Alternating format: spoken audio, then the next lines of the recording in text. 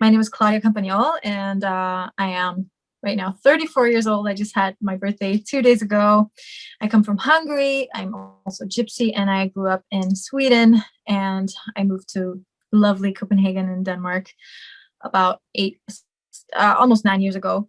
And I'm a singer, multi-instrumentalist, composer, and I just love life.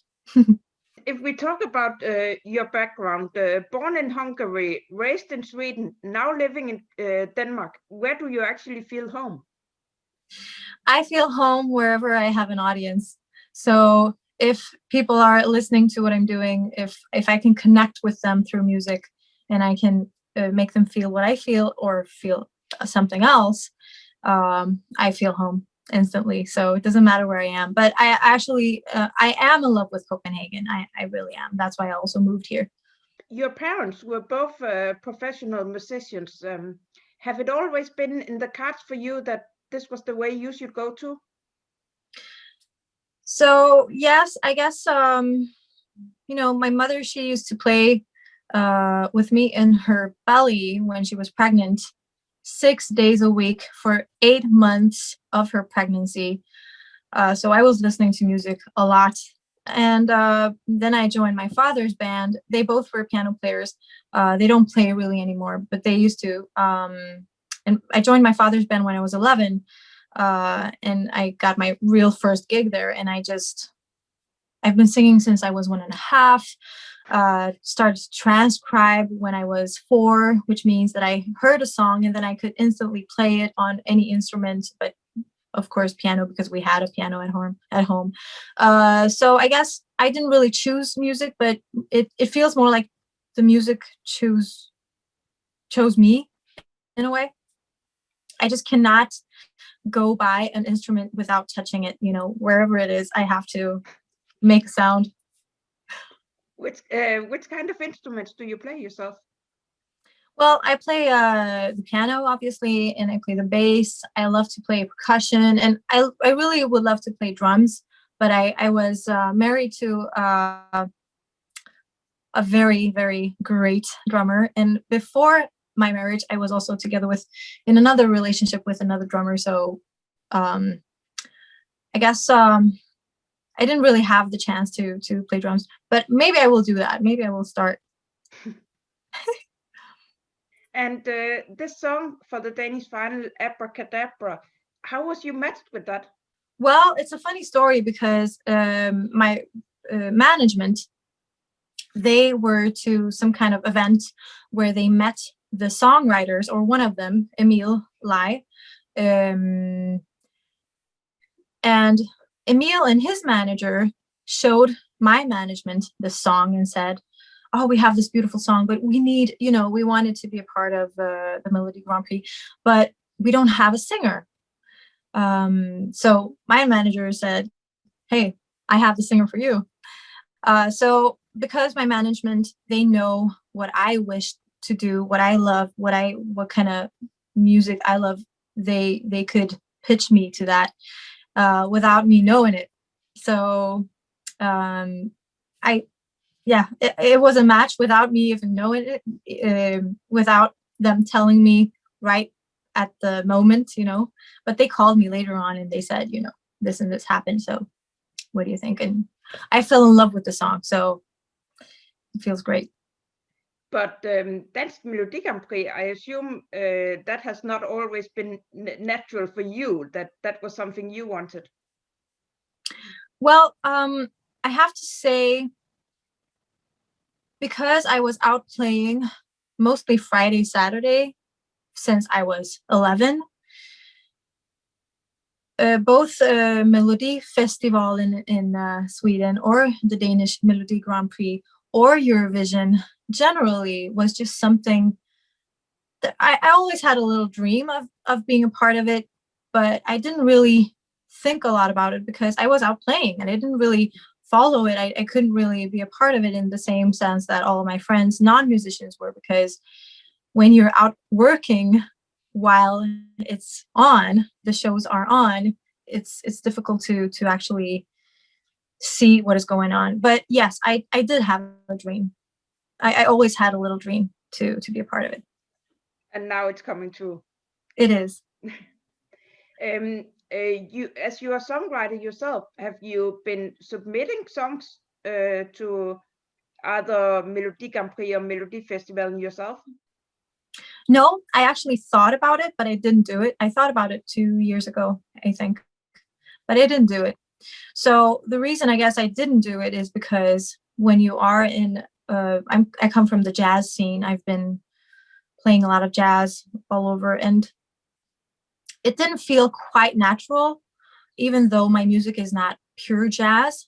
But I feel it is absolutely natural now, because the last single I came out with before Abracadabra, which is my own composition called Dance With Me, is also much more in the pop genre. So it's just the perfect time. On your website, you write that you wrote the song All Through You after you had been inspired by Stevie Wonder, after you That's had right. worked together with him. Can you That's tell us right. about that? Yeah, so what happened was that I was in a gospel choir, and we were singing backings for Stevie Wonder here in Copenhagen, actually. And after the show was really what inspired me. So of course, you do a show and there are like 50,000 people in front of you, and it's a huge experience. The show was a huge experience, of course. But after the show, he came out and he said, backstage, he said, now we're going to, we need a place right now. We're going to have some jam. We're going to have some party. And we were so happy about that. So of course, we're going to do that. They opened Jazz Hus Montmartre for him. And of course it was just closed for everyone else, for the public.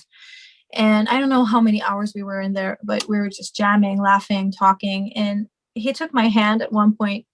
We were sitting right next to each other, and he took my hand, and we were talking cheek to cheek. And I couldn't believe, wow, this is Stevie Wonder. And we were talking about everything between God and shoes. So we talked maybe for like 25, half an hour. And I came home about 7 a.m, and I was dead tired. I thought I have to hit the bed right now, but I couldn't. There was just a song I had to, and I sat down by the piano. I wrote down, I recorded it instantly, and there was All Through You. It's on my CD, I'm Strong. So how long did that take to write? It sounds like it went very fast. So whenever I write songs, it's very fast, because when I have the inspiration, and I can also get inspiration very fast, very quickly. It's almost like it happens instantly. So I can easily write songs, like it takes me 5 minutes, 10 minutes maybe. And then I think it's okay, now I have it, it came out of me. Which other artists can inspire you? Oh, there are so many. So when up until I was 10, maybe 9, I listened a lot to Mariah Carey, Whitney Houston, Celine Dion. And that's why, so I was practicing everything they did, and I could do it. And then I discovered my father's CDs, Herbie Hancock, Wayne Shorter, George Duke, George Benson. There are so many, but mostly instrumental jazz, which was really weird for a 9-year-old girl. And I was blown away, and I thought, why haven't I heard this before? So I went into my parents' room, and I said, why haven't you? I was angry. Why didn't you show this to me? And they said, Claudia, you were made to that. And it's okay, too much information. But so I really have that passion for all of the instrumental jazz, because I could hear the quality of music without the vocals. I could hear the history, the stories. the instruments were talking to each other. So I remember one time I was in my room. I was 12. I was listening to Herbie Hancock and something like very, wild jazz. And my father, he came into me and said, Claudia, it's past bedtime. You really need to go to sleep, because otherwise you're going to get late for school tomorrow again. I was like, okay, Dad, but I didn't listen to him. I just listened to the music. And eventually I fell asleep. And then I woke up in the middle of the night. I had a fresh new song in my head. Again, a new inspiration. So I wrote it down. I recorded it in the middle of the night, and there it was. It's called Rainbow Dreams. It's also on my album. It's always something that I have to tell, because I know it's something unique for a 12-year-old to write a jazz song that sounds like that. It's not a easy song. It's not an easy song. You have mentioned your album several times now. It's only been out for a couple of years. Yeah. Why has it actually taken that long for you to get out with your debut album? I have to say that I needed some things to be in place, both in my private life, but also in my career, to be able to get my album as I wanted it. I wanted it to be, featured some of my absolute idols, biggest idols. One of them is Vinnie Colaiuta, a drummer, and another one is a bass player called Jimmy Haslip. So I really wanted them to be on the album, and by that time, I felt ready that for them to be a part of it, because I also had a good connection to them, and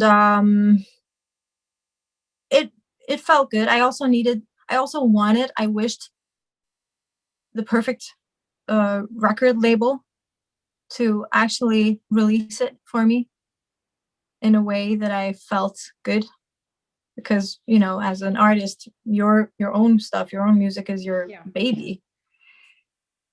So yeah. And do you feel you are the right place right now? I absolutely do. I really do. I also went through a divorce last year, so which really is for the better for both of us, and also for our son. So, but it really made something in me. It made me feel more free, and I feel like I need to continue this pop thing right now. I really need that in my body. I love jazz. I will always love jazz. But I'm curious. I'm so curious, and I'm so hungry for pop right now. So you want to develop yourself also in that way? Absolutely.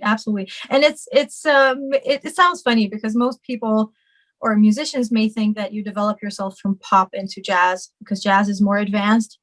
But I think that for me, jazz is something that I've been doing for so long. So I want to come out to a different audience. I want to merge things together. I want to, just like I'm a mix of things. So I really want to mix the genres a little bit, Here we have our little Eurovision handbag, as we call it.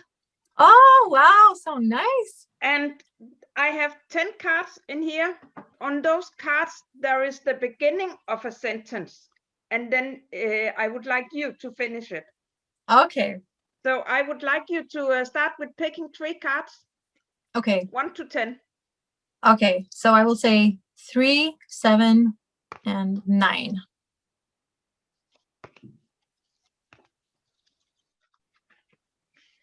So the first one, a Eurovision song I remember well is? Fly on the Wings of Love. Or in Danish, Smukt som et stjerneskud. I watched when they won, because it really, I had tears in my eyes. I felt so happy when I heard that song and I saw it. It was just, there's so much cultural things in their performance, or there was something a little bit different, but still it didn't feel unnatural. It felt really like it came from the heart, should I move to another country? I wanted to be. Oh my goodness. Ah, that is a tough one. Ah.